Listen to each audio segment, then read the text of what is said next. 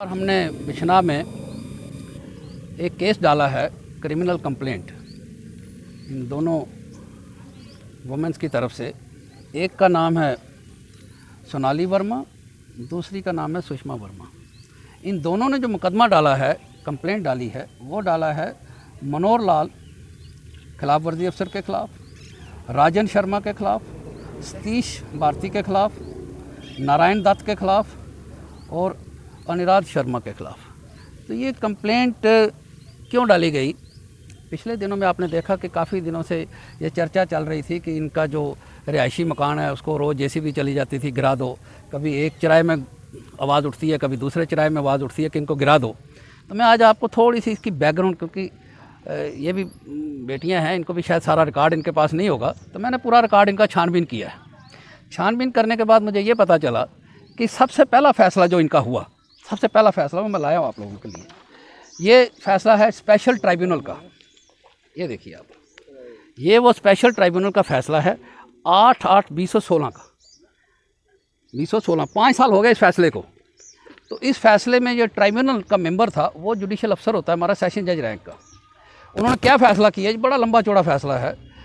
ये रमेश कुमार वातल साहब ने, ये साइन है उनके, ये देखिए आप साइन उनके। ये फ़ैसला है इसी जगह के मतलब, इसी मकान के मतलब, इनके मतलब और म्यूनसिपैलिटी के ख़िलाफ़ ही, क्योंकि म्यूनसिपैलिटी ने उस वक्त नोटिस दिया था 6 साल पहले। इन्होंने उस वक्त मुकदमा दायर किया ट्राइब्यूनल के ख़िलाफ़ कि साहब ये नोटिस हमको गलत आया है, इलीगल आया है और ये क्वैश किया जाए, और वो नोटिस क्वैश हो गया। उसके में डायरेक्शन ये हुई कि साहब आप 3,80,000 रुपया, 3,80,000 रुपया जमा करवा दीजिए। तो ये इन्होंने 3,80,000 रुपया जमा करवा दिया। ये उसकी रसीद है। उसी के मुताबिक ये आज हम लाए हैं, को जज साहब को सब बताया। ये वो रसीद है, 3,80,055 रुपये। तो ये देखिए किसके दस्तखत हैं, एग्जेक्टिव म्यूनसिपैलिटी के दस्तखत हैं। पैसे किसके पास हैं? 4 लाख रुपया इनका, म्यूनसिपैलिटी के फुल। तो जब 4 लाख रुपया आप इस जगह का ले लेते हैं, म्यूनसिपैलिटी सिर्फ किस चीज़ का, कि आपने नोटिस दिया था, आपने वायलेशन कहा था, वायलेशंस हैं, तो वायलेशन आपकी खारिज हो गई आज इस साल। तो ये कब पैसे जमा हो गए आपके पास? ये भी 2016 को जमा हो गए, 16/9/2016 ये रसीद की डेट है। तो 4 लाख रुपया लेने के बाद ये पढ़ेगा नहीं, कोई अफसर नहीं पढ़ना चाहता। तो अगर आप रोज़ जाके इनको नाजायज़ तंग करते हैं इसी के मतलब, तो अगर ये फ़ैसला गलत है, ट्राइब्यूनल ने फ़ैसला गलत एग्जेक्टिव ऑफिसर्स के ख़िलाफ़ किया है या म्यूनसिपैलिटी के ख़िलाफ़ गलत फ़ैसला किया है, गलत नोटिस पेश किए हैं, तो इसकी रेमेडी क्या है? रोज बुलडोज़र इनके घर ले जाओ और इनको गालियाँ निकालो और इनको जलील करो लोगों के बीच में, क्योंकि ये डाउन ट्रॉडन लोगों में से बिलोंग करते हैं। इसलिए जाके तो लोगों उनको तंग करते रहो और अपने लिए वेस्टेड इंटरेस्ट, मुझे नहीं पता क्या वेस्टेड, उस वक्त भी लिखा है, जज साहब ने अपने फैसले में भी लिखा है, ट्राइब्यूनल के जो फैसला हुआ था, कुछ वेस्टेड इंटरेस्ट हैं उस वक्त भी, जो इनको तंग कर रहे हैं, जो इनको नोच के खाना चाहते हैं, जगह को हड़प करना चाहते हैं। क्या वजह है उसकी, वो तो ये जाने। लेकिन इनको वो जो नोटिस थे, उन्होंने कहा ये माइनर वायलेशंस हैं। माइनर वायलेशन है तो 4 लाख रुपए इन्होंने जुर्माना भरा ना, वरना क्यों भरते ये? तो जुर्माना इनका अच्छा है, वो ले लिया, खीसे में डाल लिया। तो अगर भाई जुर्माना ठीक नहीं है तो इनको वापस करते, तो आप बताते जी जुर्माना गलत जमा हो गया जी आपका, तो हम हाईकोर्ट जाएंगे इस आर्डर के खिलाफ, जा सकते हैं ना। तो आप 5 साल सोए हुए थे, क्यों आपकी इंक्वायरी सीबीआई की नहीं होनी चाहिए भाई? क्यों आपकी सीबीआई की इंक्वायरी नहीं होनी चाहिए कि 4 लाख रुपया, 3,80,000 की आप रसीद देते हैं कि साहब इनका आपका आर्डर आपके खारिज हो जाते हैं, तो आप उसके बाद आज 5 साल के बाद आपको फिर जाग आ जाती है कि साहब ये हम करेंगे। सो हमने आज ये कंप्लेंट जो डाली है, जो परसों 24 तारीख को, हमने पिछले अभी वाक़यात नहीं लिए हैं, हमने ये वाक़या लिया कि साहब आप घर गए, इनको गाली गलौज किया, जो भी लोग गए जिनके नाम मेंशन किए, तो उन लोगों के खिलाफ कार्रवाई की जाए, क्योंकि ये अथोराइज नहीं है। कौन अथोराइज है जाने का? पहले तो आर्डर देगा इनको कोई, किसी के घर जा सकता कोई ऐसे भी? पहले आप आर्डर सर्व करोगे ना कि ये आर्डर है। आगे भी पता है, पहले हम पिछली बार जब आए थे तो यहाँ पे भी उसको आर्डर नहीं दिया था, जेब तहसीलदार साहब ने जेब में रखा हुआ था, तो उसने फांसी लगा ली थी अपने आप को, सुसाइड की थी ना यहाँ पर ही। तो क्यों की थी? क्योंकि आर्डर आपने बना के अपनी जेब में रखा था। अगर आपके पास कोई आर्डर है तो दो ना इनको, अगर इनके पास ठीक होगा आप हफ्ता दीजिए टाइम, 10 दिन की साहब आप जाइए। लेकिन क्यों 2 मुकदमे इन्होंने फिर किए, अभी भी चल रहे हैं। लेकिन आप फिर इनके घर रोज जाके भेज देते, उसमें डीसीपी पार्टी है, उसमें तहसीलदार भी पार्टी है, उसमें एग्जेक्टिव 17 लोग पार्टी हैं, 17 अफसर, जो जम्मू में मुकदमा चल रहा है, मैंने ही डाला वो भी। लेकिन आप उसके बावजूद भी आप रोज़ इनके घर चले जाते हो। किस खाते में जाते हो आप लोग? ये पैसे क्या गवर्नमेंट की है, इन्होंने किस चोरी के हैं, किस बात के हैं ये? पहले आप इनको एक्सप्लेन करें ना कि साहब आपके ये पैसे गलत जमा है, तो आप वापस करते थे, चेक काट के वापस कर दीजिए इनको।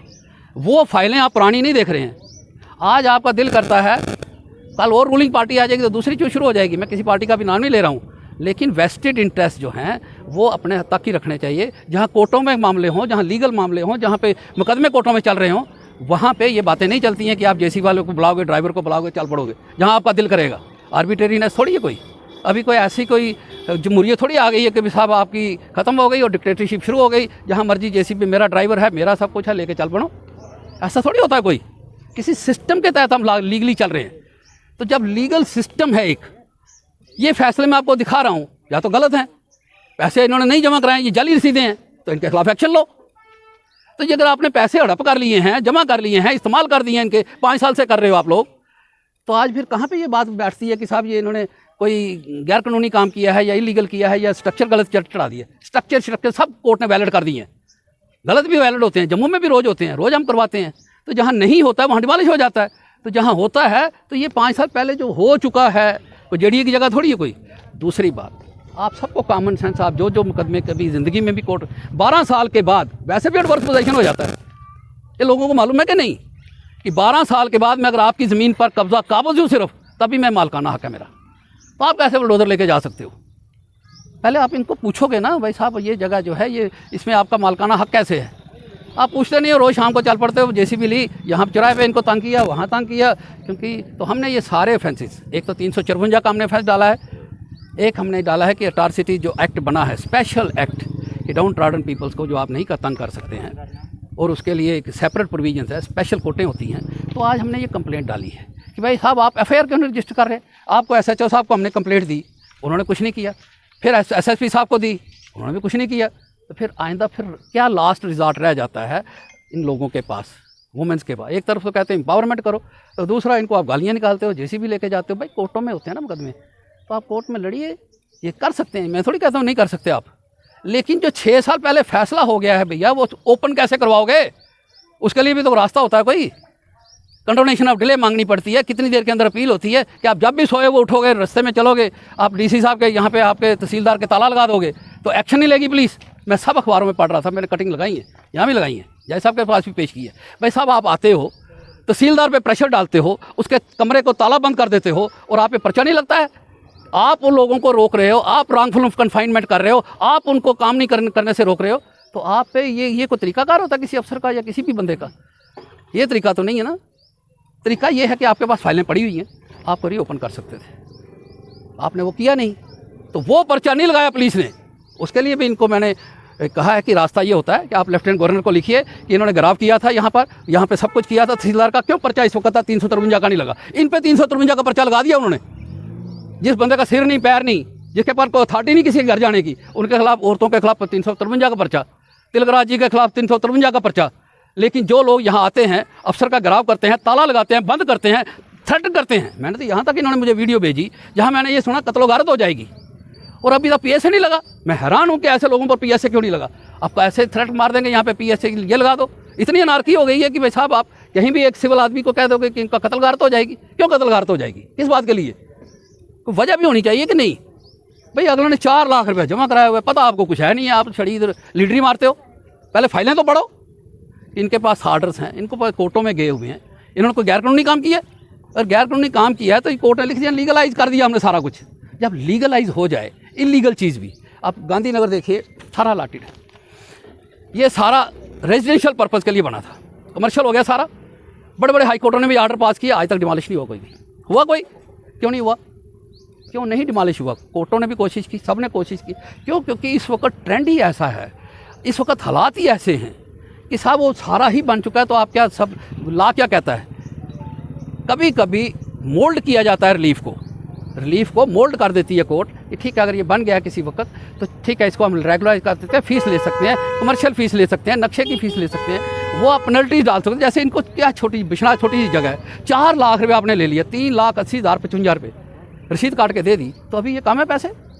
तो मैं ये समझता हूँ कि साहब ये जो आज हमने कंप्लेंट डाली है, इस पर सुरक्षित रखा गया फैसला क्या आएगा ये कल सुनाएंगे जय साहब। उसके बाद की कार्रवाई जो आगे है उसको आपको वक्तन ब वक्तन आपको मिलती रहेगी कि साहब ये। लेकिन आज जो मेरा पर्पस था कि साहब आप एक तरफ कहते हो वुमेन एम्पावरमेंट करेंगे, नाका बंद कर दिए इन औरतों को, आपने जाना इनका बार मुश्किल कर दिया आप लोगों ने कि साहब जिस वक्त देखो वीडियो आ रही है मेरे को, मैं भी देख रहा हूँ जम्मू में कि साहब जेसीबी बार खड़ी है, 2 जेसीबी बार खड़ी है, अफसर को कोई काम नहीं है।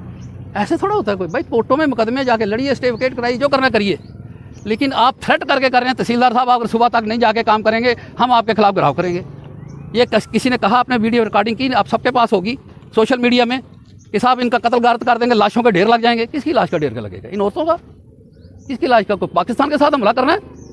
अगर कोई गैर कानूनी काम है तो उसका तरीका है या लाशें बिछानी है? ये मैं कंडेम करता हूँ यहाँ पे ये जो स्टेटमेंट्स हैं कि लाशें बिछाने वाली, एडमिनिस्ट्रेशन इससे निकम्मी कोई हो ही नहीं सकती है कि एक्शन नहीं लिया अभी तक। PSA लगाओ और ख़त्म करो बात को। ऑफेंस बनता है तो ऑफेंस लगाइए, लेकिन 353 ऑफेंस बन गया पुलिस के लिए, लेकिन पुलिस को अभी तक ये समझ नहीं आई कि अखबारों में सब जगह छपा कि आपके ताले लगे हैं। मैं दिखाऊँ इनको पुलिस वालों को या पढ़ेंगे खुद? ये खुद नहीं पढ़ेंगे सब कुछ, खुद सोशल मीडिया नहीं देखेंगे, कत्ल गारत हो जाएगी तो ये इनको लिख के नहीं देना चाहिए SSP जम्मू को, DC को कि साहब ये तो बड़ा थ्रेट्स है, इनको ओपन थ्रेट्स हैं इन बच्चियों को।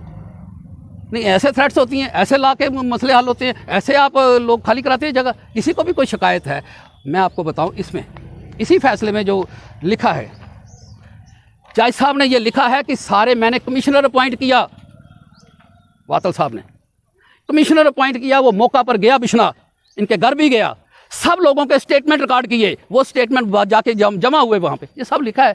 पढ़ेगा कौन? कत्ल गारत हो जाएगी। जज साहब ने फैसला गलत कर दिया इसलिए कत्ल गारत हो जाएगी। भाई ये पीले होती है ना, कत्ल गारत थोड़ा होती है। तो आप पढ़े लिखे लोग होकर अगर ऐसी बातें करेंगे, इनको थ्रेट्स करेंगे, तो थ्रेट से क्या ये सवेरे खाली कर देंगे? लाशें बिछ सकती हैं, आप कर सकते हो, लेकिन फिर law will take its own course. जैसे आई ला आपने गए इनके घर, नाजायज़ गलत तंग किया, गाली गलोच किया, नाजायज़ अल्फाज इस्तेमाल किए, जो हमने लिख के दिए जज साहब को। फैसला आएगा, चलेगा आगे केस, तो ये कुछ सवेरे खलासी थोड़ी हो जानी उनकी भी। वो भी देख लेंगे लीगल टेररिज्म क्या होता है, और वो भी देख लेंगे कि साहब ये थ्रेट्स क्या होती हैं। आपको बचना चाहिए इन चीज़ों से, ललकारना नहीं चाहिए इनको। मजलूम देखकर जब आप ललकारते हैं तो आप क्या निकलेगा? आप फैसले चैलेंज कर सकते हैं, आपके पास फाइलें पड़ी हुई हैं सारी। तो ये 4 लाख रुपए इन्होंने दे दिया, अब और क्या करना है? अगर कुछ आगे बचा है या कोई और बात है तो प्रॉपर तरीका होता है। काली थोड़ी होती है कि फटाफट इनको ले जाओ, यहाँ पे जुलूस निकाल दो, वहाँ रोज़ जम्मू में नहीं होता है। आइए मैं बताता हूँ कहाँ पे होता है, कहाँ नहीं है, हर जगह होता है। ये दिल्ली नहीं हुआ, दिल्ली भी बुलडोजर चले, सब कुछ चला, लेकिन तरीकाकार है ना। वो सुप्रीम कोर्ट तक जाते रहे, रात को भी कोर्टें लगती रही, रात को भी जज सुनते रहे, तो सुनना नहीं है इनको, ये सुनवाई नहीं कराएं अपनी कहीं पर भी। इसलिए आज मजबूरन इनको यहाँ आना पड़ा कि पुलिस भी उनके साथ मिली हुई है। तो क्या करेंगे ये? फिर वकील को आना पड़ेगा ना, कोई ना कोई तो सोशल एक्टिविस्ट होता है वकील, कोई ना कोई वैसे भी एक्टिविस्ट होता है। तो हम भी इन लोगों के साथ हैं, हमको बाहर से थोड़ी आए हुए कोई। तो जहाँ भी हमें लगता है कोई मजलूम औरत है, बच्चा है, उसकी मदद करना हमारा फ़र्ज़ है। इसलिए हमने भी डिग्रियाँ ली हुई है, इसलिए ली हुई है कि भाई मदद करना भी हमारा फ़र्ज़ है। तो आज मैं इतना ही रखूँगा, कल आपको जो फैसला जज साहब सुनाएंगे उसके बाद आपको बताएंगे। शुक्रिया, मेहरबानी।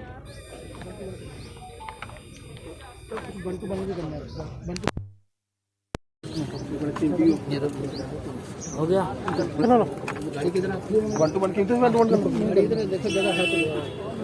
सीनियर एडवोकेट हैं, बंद कराऊंगा तो